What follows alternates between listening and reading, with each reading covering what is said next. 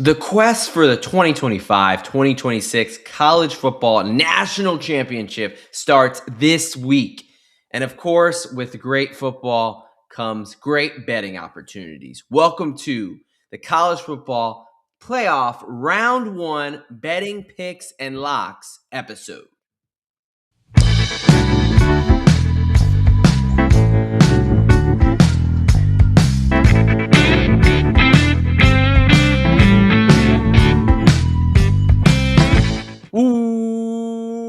Welcome, football fans, to another edition of a playoff edition of the D-Gen Docs. What is up, folks? It is time for some playoff football. We are jacked to break down these four awesome round one games. We've got home college football games, something we thought we would never get, but hey, it's here.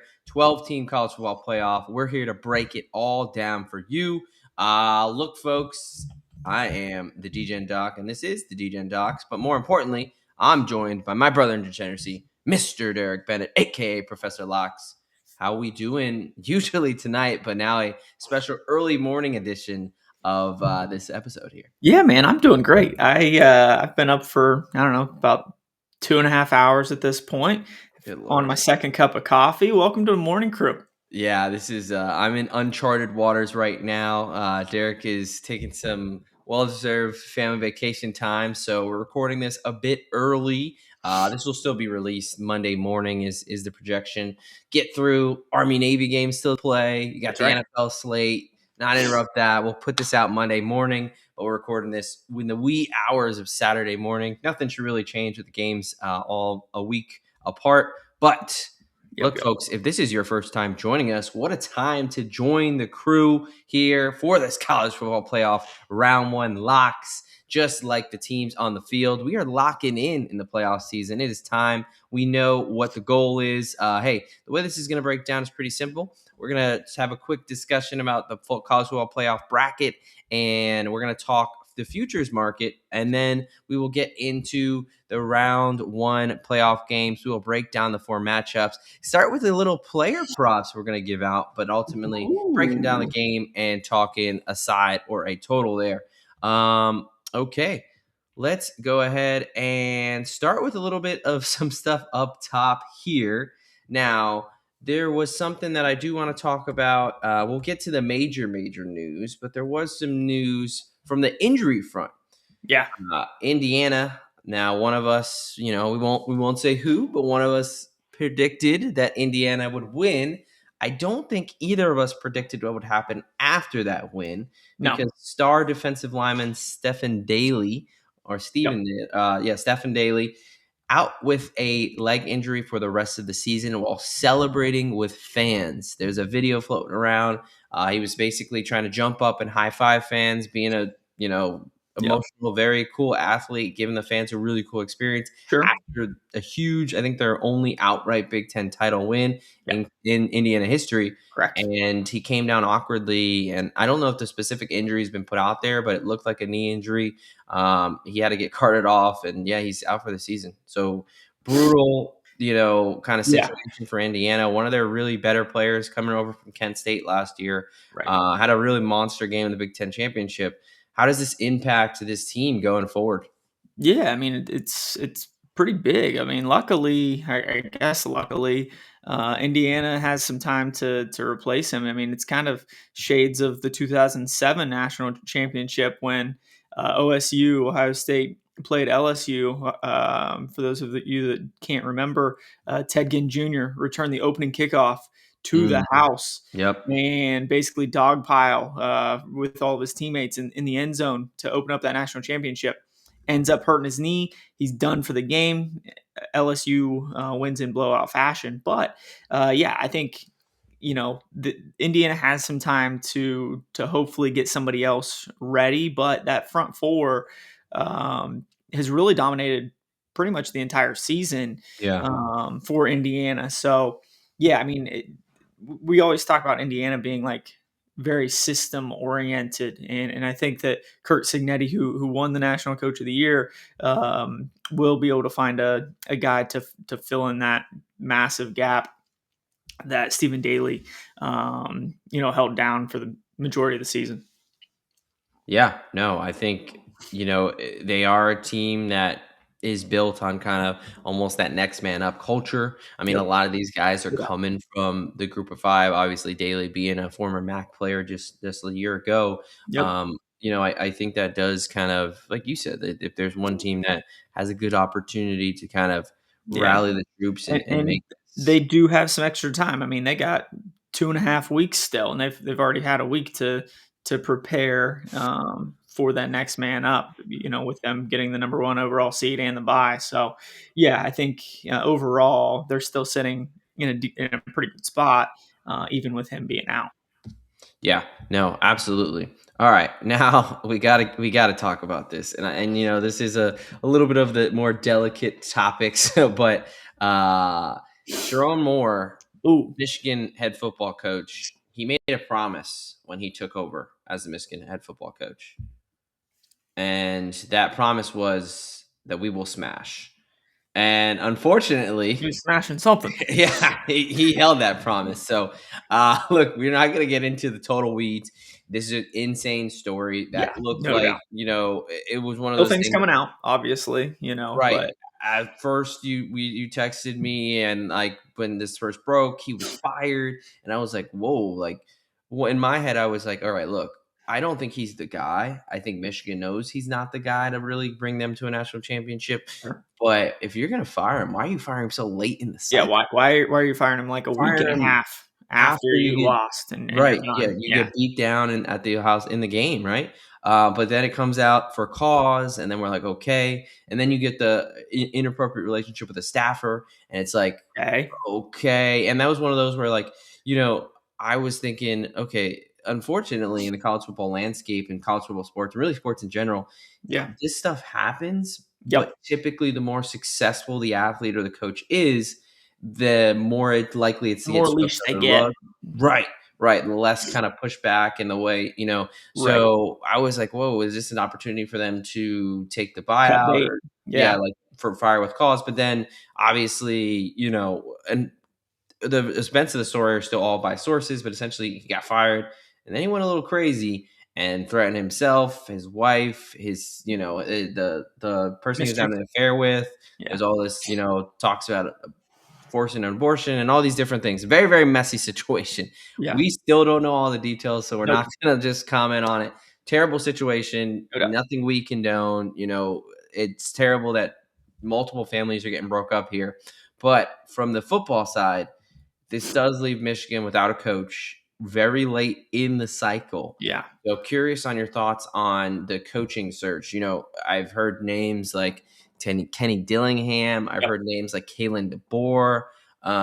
Where do you think they go? Obviously, Biff Poggi is the interim.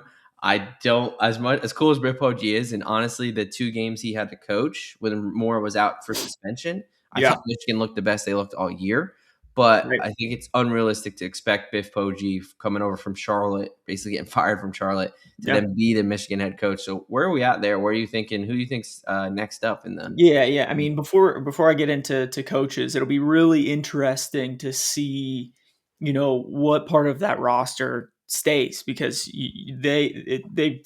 timeline wise, it fell right before the transfer protocol or portal. World? Yeah, Um, and anytime you have a coaching change, there is a window that opens up anyways, right. and that window opens up a couple weeks even before the portal does Yep. for these Michigan athletes. So does Bryce Underwood stay? Does Yeah. this couple stable of running backs that they have, do they stay? They just had a National Signing Day. It was like right Yes. after that, which is Right. So do you not great lose for recruits. some recruits to because of what's going on there? But Michigan's one of those blue blood programs that you'd put up there with an LSU, you'd put up there with an Ohio State, you'd put up there with a Florida. Hmm. It's kind of a mixture between a Penn State, LSU kind of Yeah. situation here. But as far as coaching candidates go, I've heard of Kenny Dillingham's, Kalen DeBoer's. I don't know why Kalen DeBoer would necessarily leave. He's already, starting to build something down there in Bama. Yeah. You're basically just restarting. that process over. And, Michigan tried to go, more spread offense, throw the ball all over the yard like Kalen DeBoer does, way Yeah. back in the kind of mid 2000s when they brought in Rich Rod. Yeah. That didn't work at all. No. Michigan is more of a pro style offense. They like to ground and pound. They like to play great defense. And that's where a guy like Kenny Dillingham, I could see a little bit more. I've also thought about Jed Fish because Right. he Right. has some Big Ten ties and Big Ten ties and yeah. some Midwest ties as well. But again, I think he likes to spread things out. He doesn't like to run that Michigan style Right. offense. But that's where I think Kenny Dillingham would be a decent option. But the one that I'm kind of thinking of, and I don't know if there would be any interest there, is going to the NFL side of things and a guy that's already gotten fired, and that's Brian Dable. Who is the quarterback whisperer. I think that's a guy that you could bring in to Interesting. keep Bryce Underwood happy and make sure you maintain your star future quarterback here. But Yeah. yeah, I think it's usually a weird thing, trying to get an NFL guy to come down to college because they still have a month left of the season. Well, I mean, Brian Dable has been Brian out Davis. for a month and a half, Yeah. so that's a name that I would personally look at. Yeah. But I'm smarter than Michigan, so Yeah. as you can see, so Yeah. we'll see. Look, no, that's a nice little pull there. I mean, there was a lot of smoke about him in Penn State, where he was an offensive coordinator. He was obviously offensive coordinator at Alabama with Jalen Hurts. Right. So that would be an interesting one. As a Giants fan, I don't know how much I love Brian Dable, but that's definitely the experience would be there. I think it'd be a name that would keep recruits in the building. I would say on DeBauer, I don't know if the Bama fit just doesn't seem right. It So that doesn't, would be but the only thing. But I yeah, agree. I don't want it to turn into a Washington situation where you're trying to change the identity that your recruits are and that you were really built and had success with. right. Dillingham, if I was a Michigan fan, would be the one that would excite me, I think, the most, honestly. I really do think he's up and coming and going to be one of the greats. He's got a very interesting approach to the transfer portal. He's like Yep. basically marketing for guys that are leaving his team, just kind of, I Yeah. mean, it's kind of nice. I mean, he's being honest in the sense of like, I think these are great players. He understands the landscape of you're not going to be able to retain He everybody. knows the business of college football at this point. Right. Yeah. And I think being a younger guy, I think he kind of gets that more than some of these old school coaches. So Agreed. very interesting to see where the Maize and Blue go there. But hey, we can have those discussions in the offseason. Let's turn our focus to this national championship run here. We're talking college football playoff. Going to quickly discuss the bracket and then we'll get into breaking down these games. Look, we did on the Army Navy episode last week, we did our instant reactions. We did more of the talking about, hey, can you believe they put in Bama, kicked out BYU,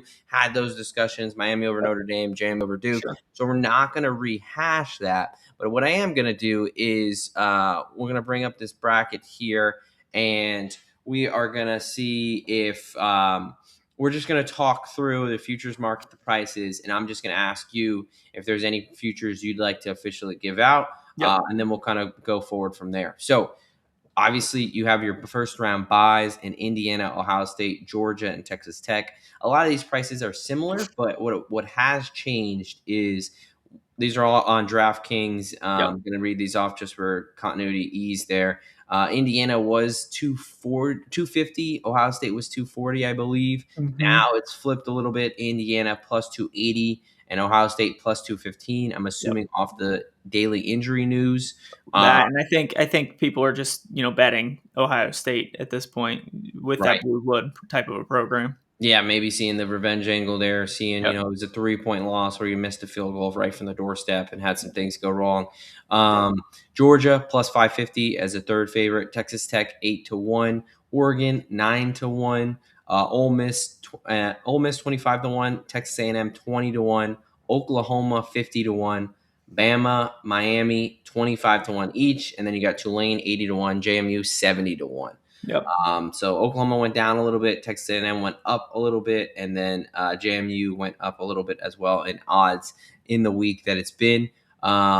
Hey man, where are you at from the futures market? What do you think is one or two plays that you're putting some money on there? Yep. So I've had a little bit more time. You mentioned we kind of took a little bit of a look at this during our national game, the Army Navy episode.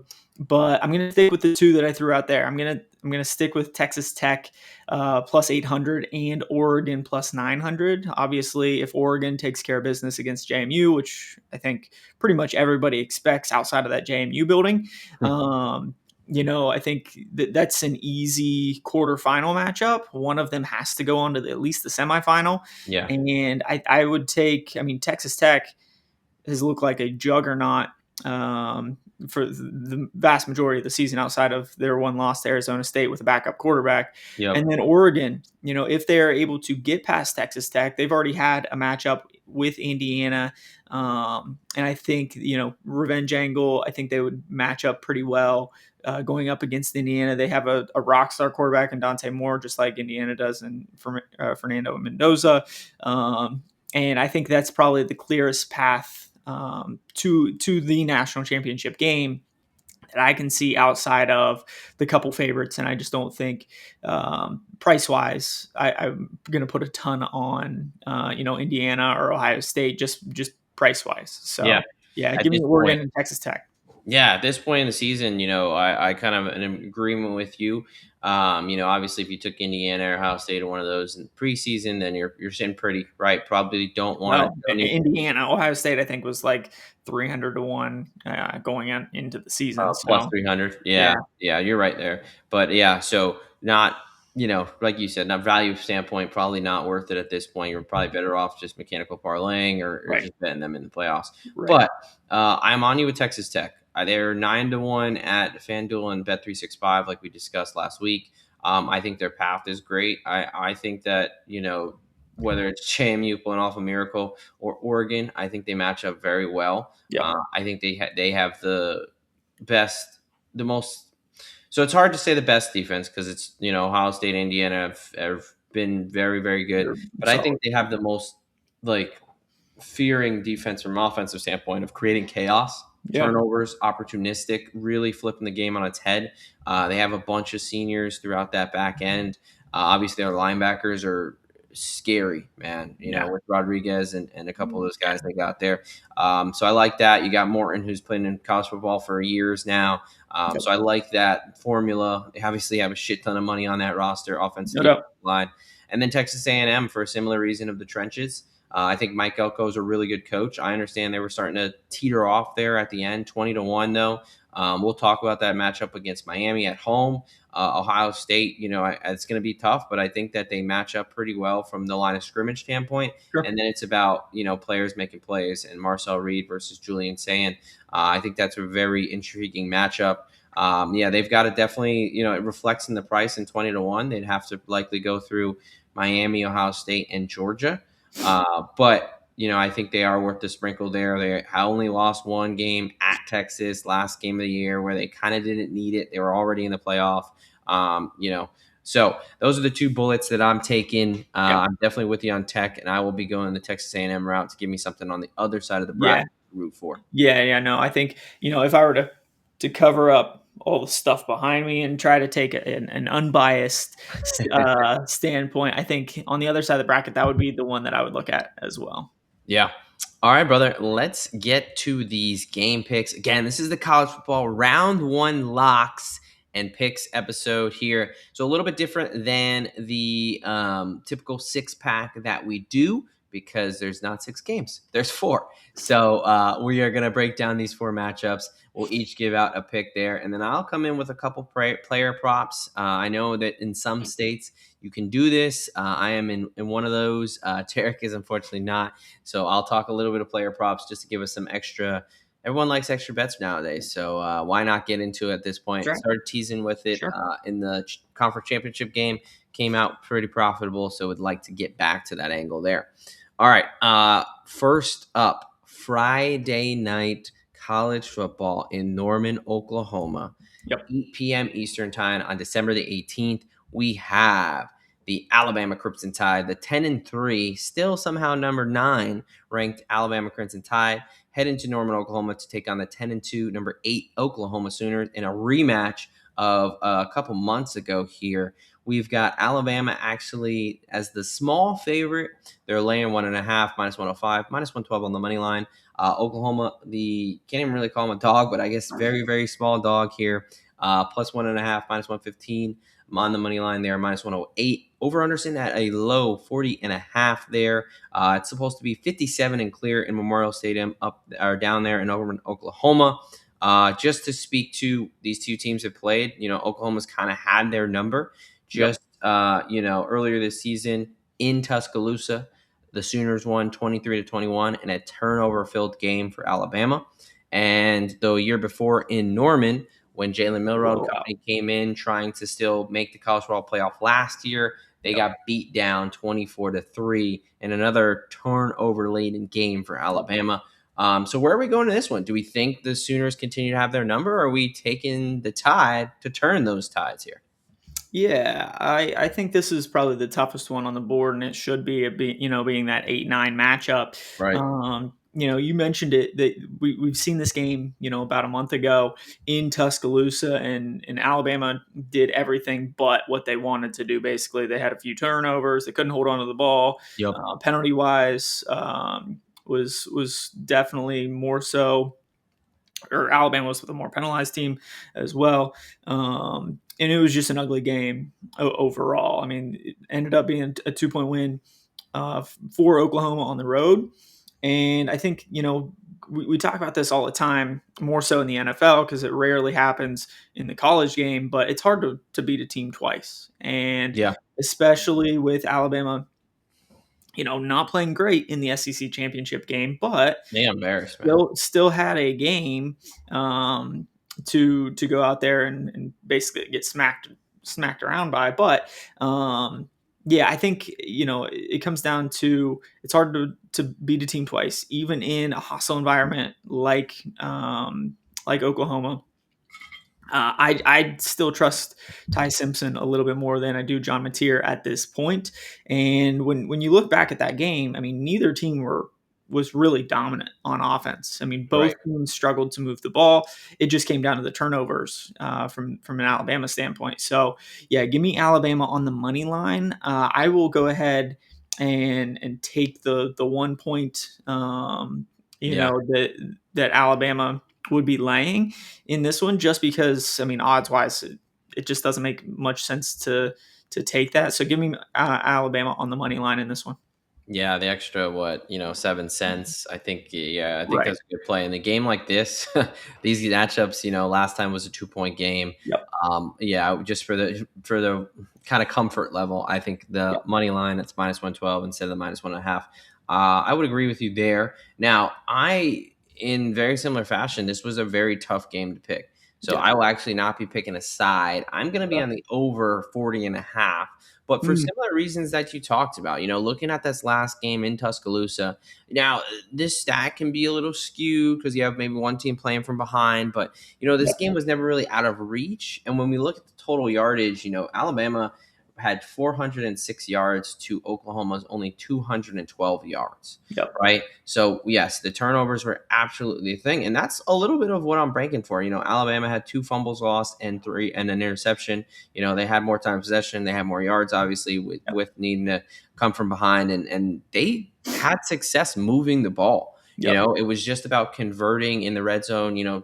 And then Oklahoma being opportunistic off of those turnovers. I mean, one of them was a muff punt that set Oklahoma up. Like, I do think that Oklahoma, the best part of their team is that defense and creating turnovers. It's Yep. something they do. It's not really a fluky thing at this point because they've done it consistently. Sure. And I think there's going to be some of those turnovers. I also think that this Oklahoma offense can be turnover prone as well. Mateer Hmm. has not looked the same Yep. since the hand. Yep. So I And think Alabama's pass defense is pretty solid. The rush defense, right. not great. Exactly. So I think that, what does Oklahoma want to do? They want to play behind their defense and run the ball. Yep. Alabama's rush defense, they're pretty man. They're about middle of the road, right? Yep. And then you look at Oklahoma's pass defense. They're a top 5 rush defense, but their Yep. pass defense is pretty man as well. They make up for it with being first in sacks, and that's where some of the turnovers come in and those interceptions.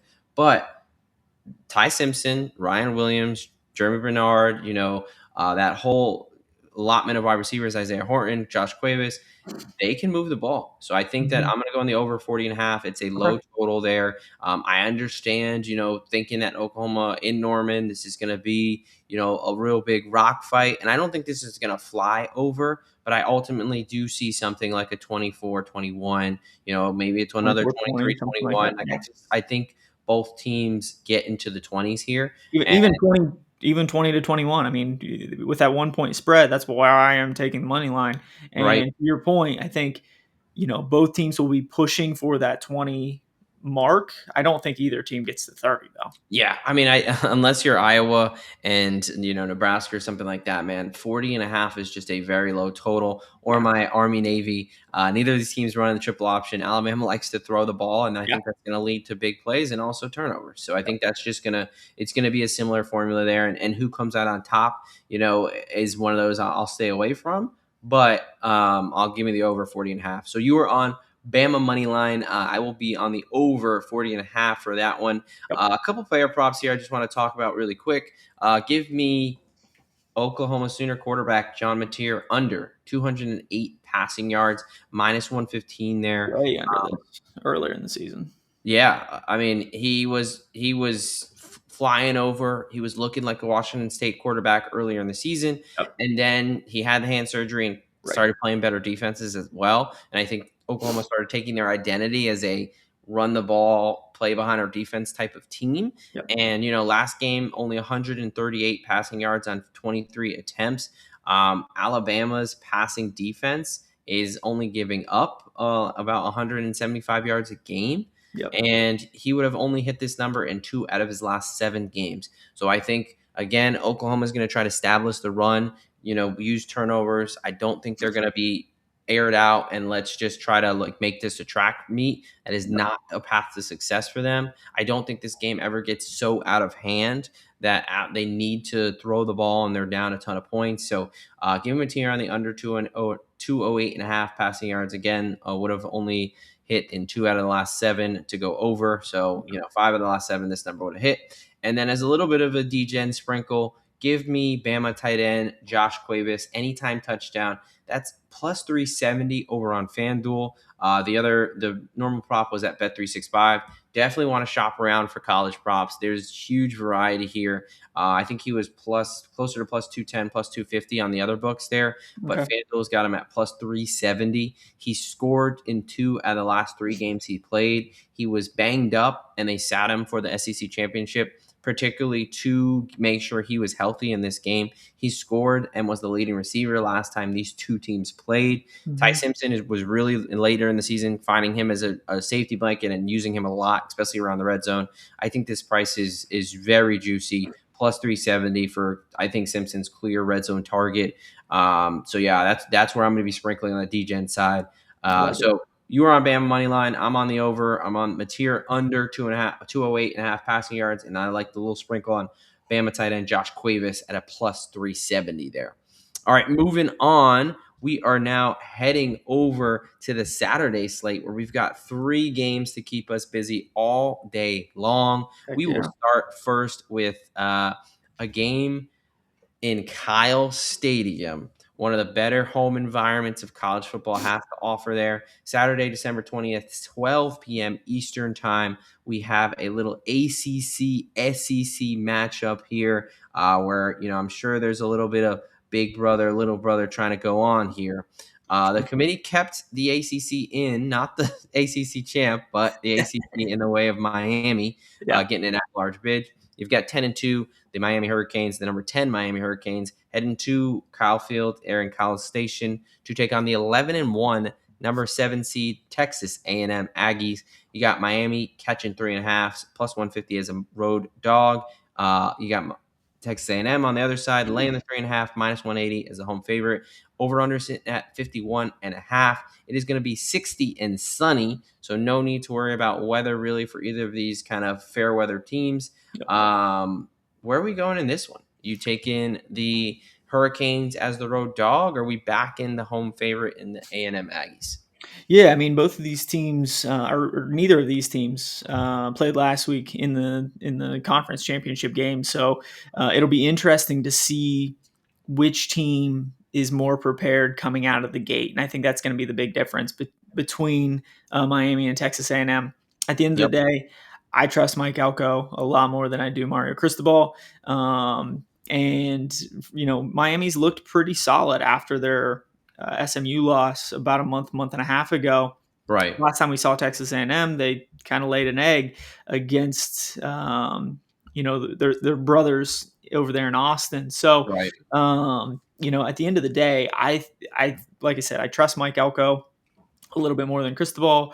I really trust their front seven on defense and their offensive line to get things going and kind of protect Marcel Reed a little bit more than Carson Beck. Carson Beck's been playing pretty well, but at the end of the day, it seems like in those big moments he just kind of folds. And a lot of times we see Marcel Reed turn into a big time playmaker when he has to in those big time situations. So give me Texas A&M laying the 3.5 at home.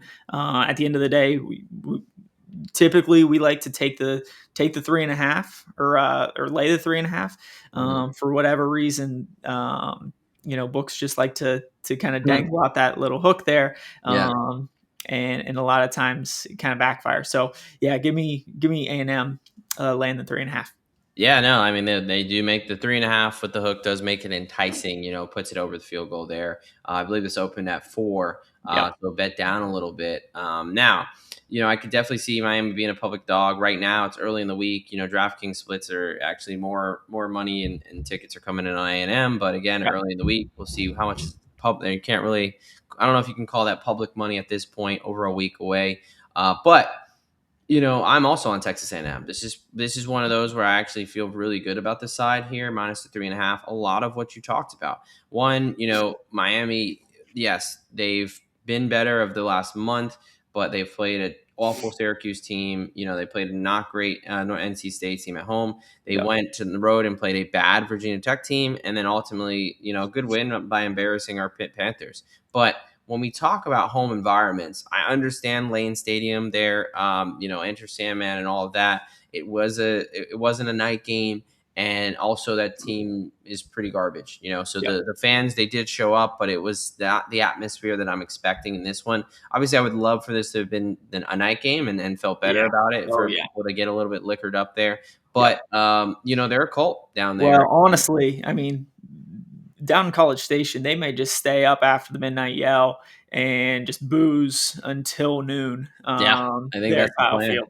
Yeah, you look, Texas A&M fans, you guys want to be like the military. Um, you don't need sleep. That's Use right. alcohol. Get That's right. up and hey, when the Take a battle's big done, fat nap after a you victory. rest when the battle's done. Right That's right. about 3:30 p.m. Eastern time, and it's your time. Your watch has ended.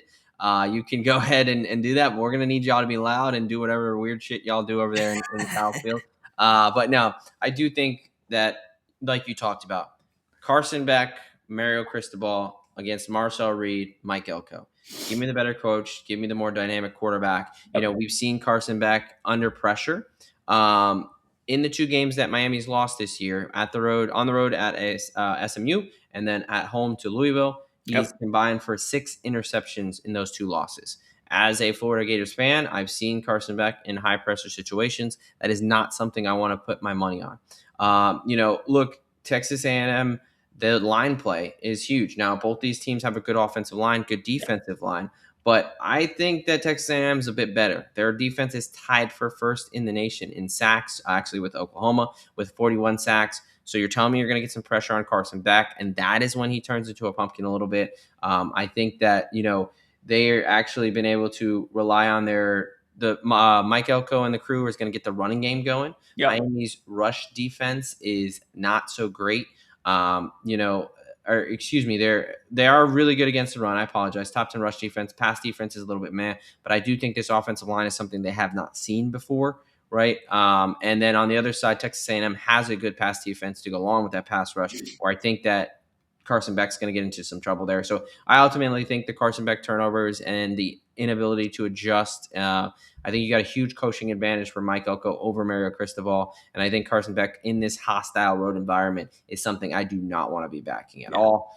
So we are both on the Texas A&M Aggies laying the 3.5 at home. I think this is one where we definitely see the home environment. I think in all of these, the home environment, one, best thing about college football, amazing. They should have more rounds of the playoff at home on campus.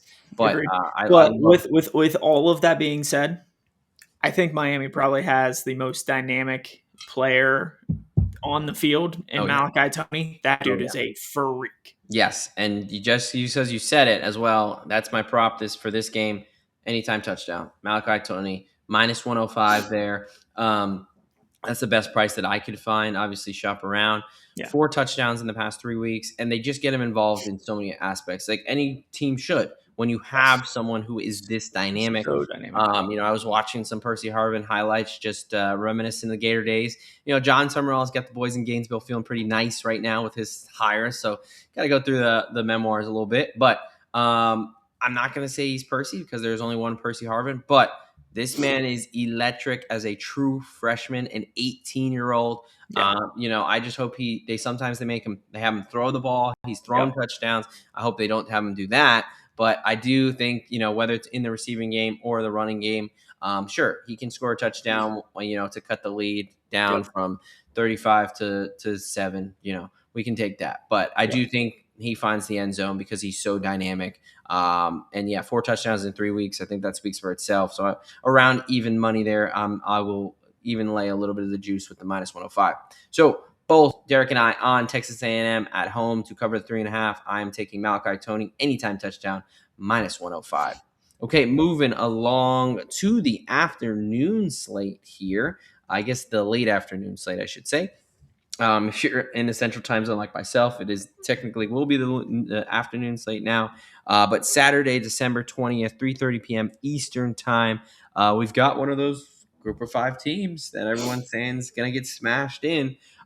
We've got 11-2, the number 11 seed Tulane Green Wave coming off an AAC championship versus the number 6 seed Ole Miss, 11-1. This is going to be in Vaught-Hemingway Stadium in Oxford, Mississippi, 57 and sunny. Apparently, the Grove is a beautiful, beautiful place.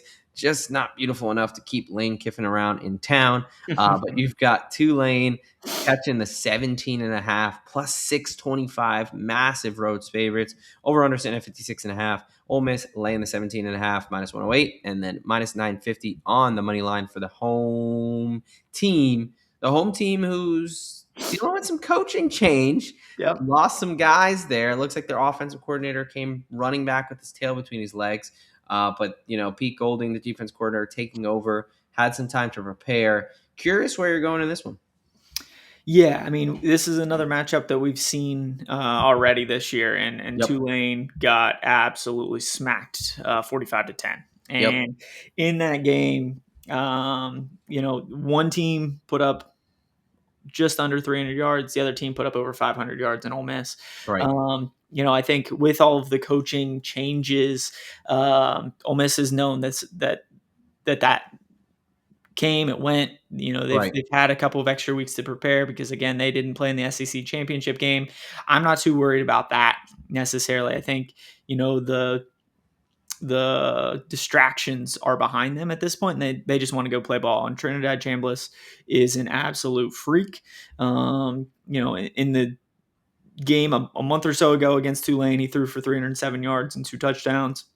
Ran for 112, and Q1 Lacey is a pretty solid back as well, with a couple touchdowns in that game. So give me Ole Miss to run it up on Tulane once again. I don't necessarily think it's going to be a 35-point game because I do think Tulane was kind of sleeping through that game. But at the same time, I think Ole Miss has something to prove a little bit after Lane Kiffin departed. And I think Ole Miss is going to want to put on a little bit of a show at home. So give me Ole Miss laying the 17.5. It's a massive spread, but I think they put it on. Well, we have seen some blowouts in the first round of the playoffs.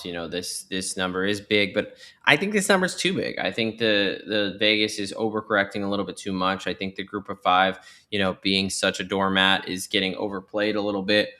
And I do think that the coaching is going to matter a little bit. Now, I would tend to agree with you that I think that potentially next round, where it's a shorter time period, that might rear its ugly head a little bit more. But this was an ugly, ugly divorce. This was weird. Lane Kiffin did what Lane Kiffin does and burned every single bridge that he had on the way out the door. Yeah. But really, outside of the drama, that Tulane game or Tulane Ole Miss game was in week 4. John Summerall, future great Gators coach, he had a team that he lost everybody. I mean, his team basically had to be built through the portal. He had, his star quarterback go to Duke and Mensa, Malachi Hughes go to Oregon. Like, he lost a huge portion of that team from last year. And to his credit, he brought in this ragtag group and they got better over time. And we've kind of seen it accumulate, right? So since that week 4 game, they have went on an 8-1 run. They have, they shut down the most dynamic offense in college football per the stat sheet in North Texas. They handled them at home. So I think that they can figure out some ways to get creative. Summerall is a defensive guy to take advantage of some of Ole Miss's deficiencies. Look, Ole Miss is a great team. They have dynamic players all over the field, but I think scheme wise, Summerall is able to come up with something to slow them down a little bit. And also, I do think that Ole Miss is gettable on the ground. They're giving up over 150 yards on the ground.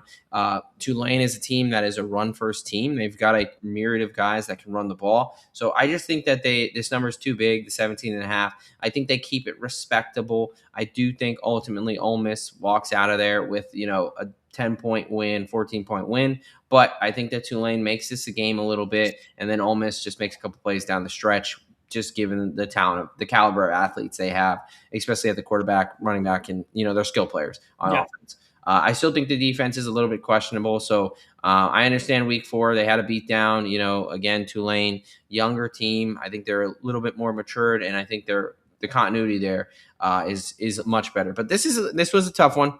Yeah. Because I don't know if Tulane realistically has a shot to win this outright, which always makes it a little bit harder to play the dog in those situations. So Derek will be taking Ole Miss at home at the laying the 17.5. I will be on Tulane plus the 17.5. You can get that minus 110 over at Bet365 and not pay a little bit of the juice from DraftKings. Player prop wise, I talked about Ole Miss giving up 150 yards on the ground.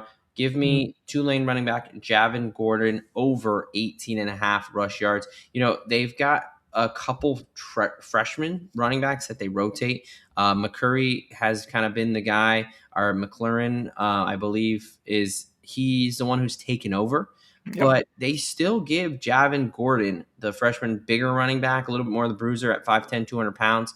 He's the guy that they still work in. Like, this is not, Rhett Claff gets a ton of carries for them. You've got the other freshman who's a little bit more dynamic, and McLaurin. And then you've got Gordon here, who's a little bit more of the bruiser. His number is really low over on FanDuel. 18.5 yards there, minus 114. Yep. He's hit this in 12 out of 14 games this season. So he's only missed this number twice. One of those games, where he had only 14. The other one, he had 18. He missed it by the hook there against Duke. But, he's missed this in one game out of the last 10. He's getting at least 6, 7, 8 carries against the defense. Against Ole Miss, he had 8 carries and for 35 yards last time they played. Yeah. So I just think the number is too low for a guy who's going to get some carries, whether it's in garbage time or, hopefully for my sake, it's when they're trying to establish the run there. He is a bit more of the bruiser. And going off that, the little bit of the DGen play, got one for this game. Him to score a touchdown. Javin Gordon, anytime touchdown, 3-1 on FanDuel. Now, Rhett Claff is the major leader there in the touchdowns for this team. He's usually the guy that pounds it in. Right. But he's Gordon is the second guy on the team in touchdowns. He's the second leading, touchdown scorer on this team.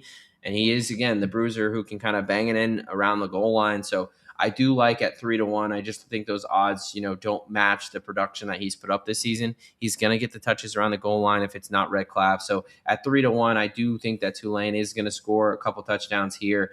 So give me Gordon on over his rush yards at a super low number, and the DGen play for that is the anytime touchdown sprinkle at 3-1. All right, so quick recap on this game. Derek's on Ole Miss, land 17.5. I will be taking the Greenway to cover the 17.5 in the Grove there. I'm on Javin Gordon, Tulane running back, over on his rushing yards, and a sprinkle on the anytime touchdown at 3-1. Yep. All right, last game on the slate, my friend. We're heading out to another group of Going out to 5 Eugene. match up, and the biggest spread we're going to talk about here. Yeah. We got the JMU Dukes, 12-1, just eking in at the 12 seed. They're heading up to Autzen to take on the 11-1 number 5 Oregon Ducks. JMU catching a massive 21.5 points. Money line at 11-1 in a single game. Over under sitting at 50.5. Oregon laying the 21.5. They are minus 2,100 on the money line. Please don't play that for any type of reason. Over under sitting at 50.5. 53 and partly sunny in Autzen Stadium in Eugene, Oregon. Where are we going in this one? Yeah, I mean, I think we've kind of sort of saw this game. I mean, technically no, but Oregon played Indiana, and Indiana has a shit ton of JMU players with Kurt Signetti, That's right? true. I mean, Indiana has a boatload of transfers from JMU when Kurt Signetti came over to Indiana last year. Still has a bunch of those guys on his roster. Yeah. And they also have a bunch of other transfer portals from, non-power four conferences like at Kent State, like, Right. whoever. But Oregon's a wagon. Dan Lanning, especially in Eugene, doesn't lose except for to Indiana. And I think, at the end of the day, JMU is 12-1. And they've put it on some fairly good teams throughout the Right. year. And at the end of the day, Oregon, has won every game except for that Indiana game, but they don't necessarily blow teams out in most cases. I think this number would have only hit in 4, maybe 5 of the games this season. I mean, they absolutely crushed Rutgers, Oregon State, Oklahoma State, and Minnesota. All 4 of those teams are under 500. Yeah. So I think at the end of the day, Oregon likes to kind of play in these close games, whether it was Washington or Iowa or even Penn State going way back, earlier in the season.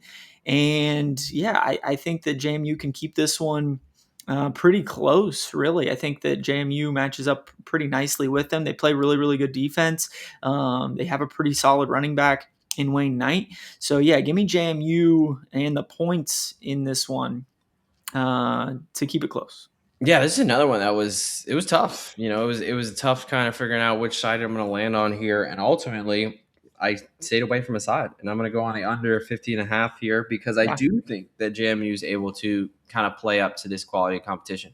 They only played one Power 4 team, and that was Louisville. At Louisville, they lost by 14. But Louisville, is one of those tricky teams where they have all the talent in the world.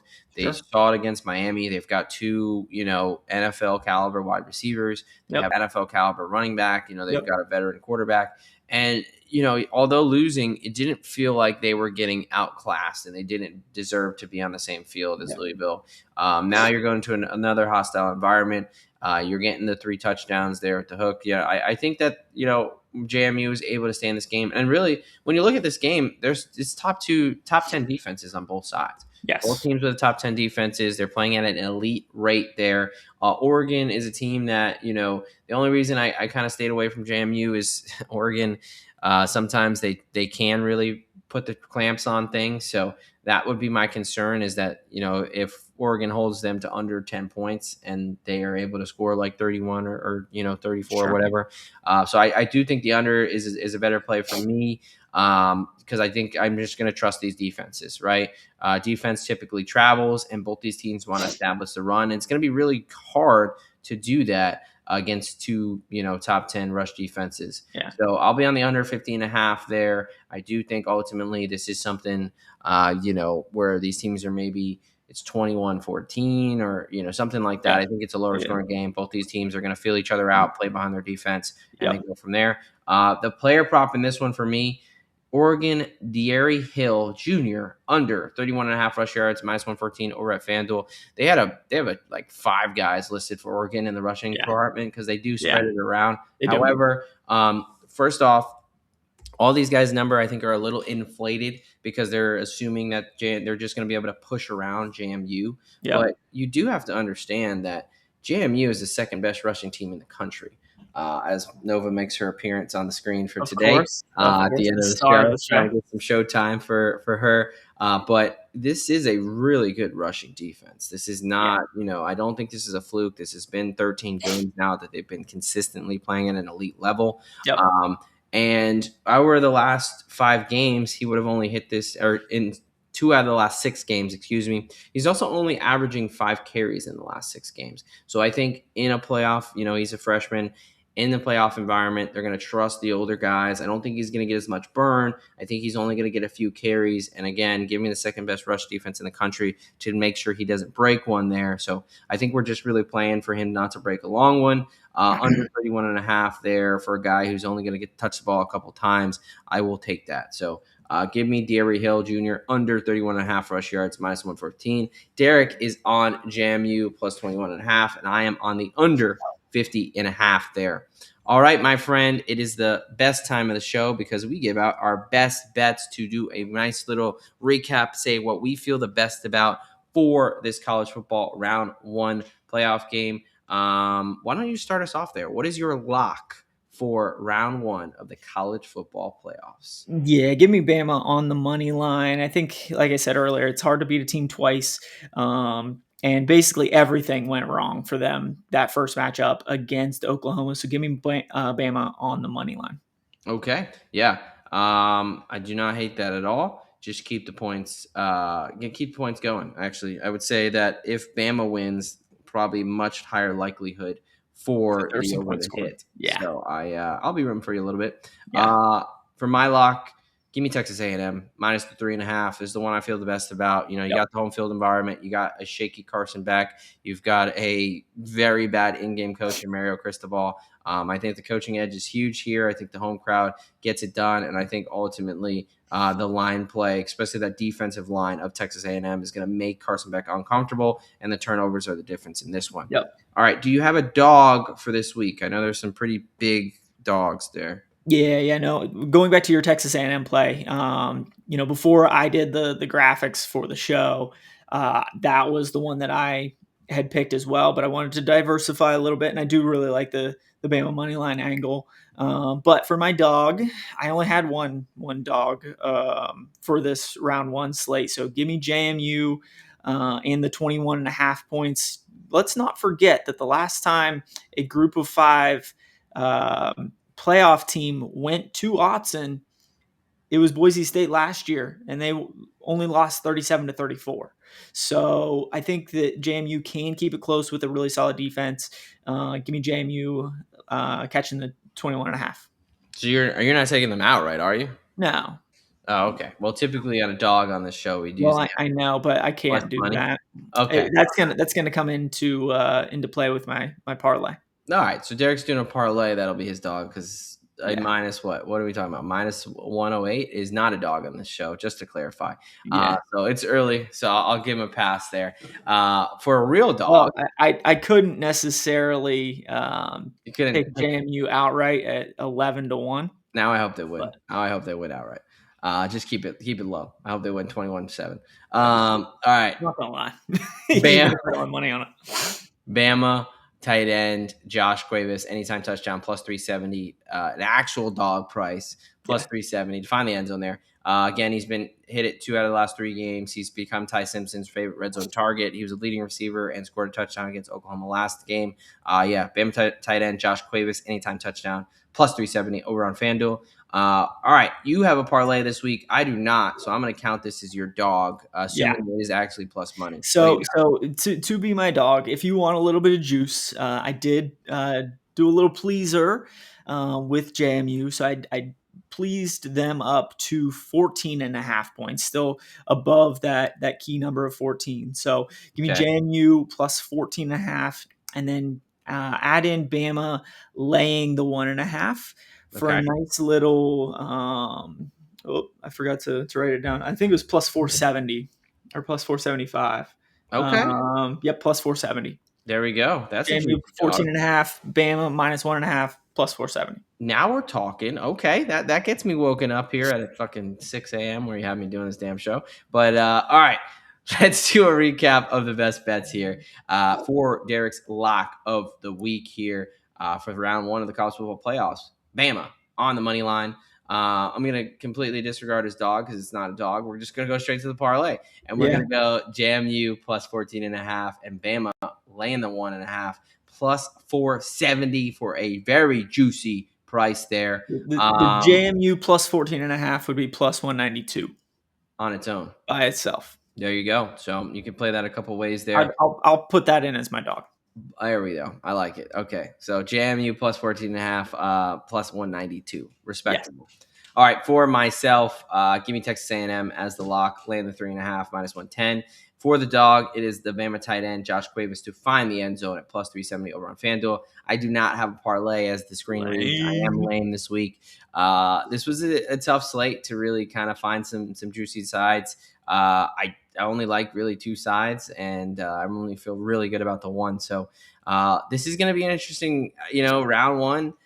Best thing, one, we get college football.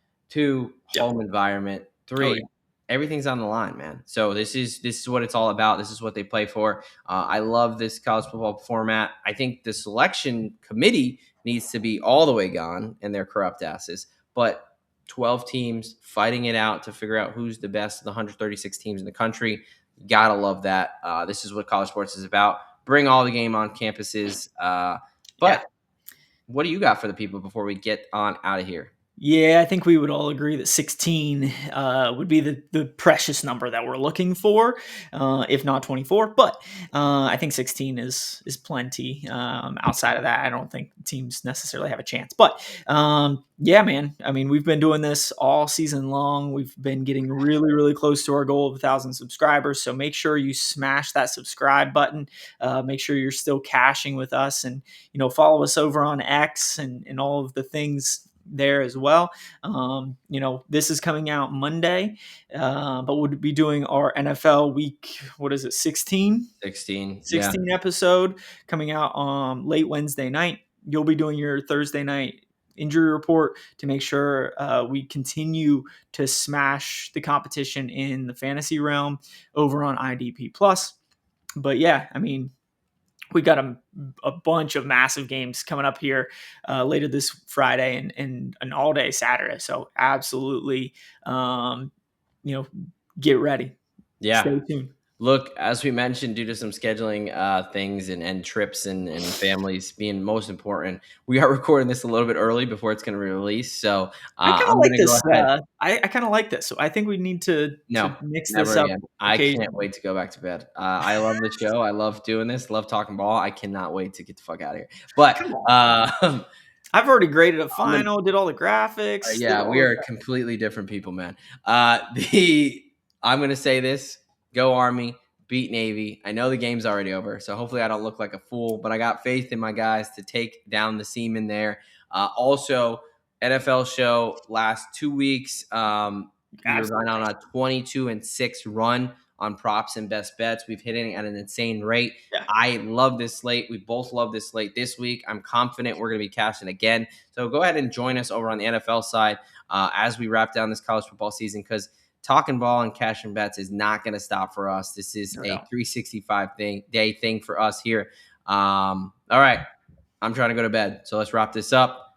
You know what they say, folks. A lock a day keeps a bookie away. And here at the DJ Docs, we've got your prescription from Professor Locks and Doc here on DFSG Plus. We are out of here.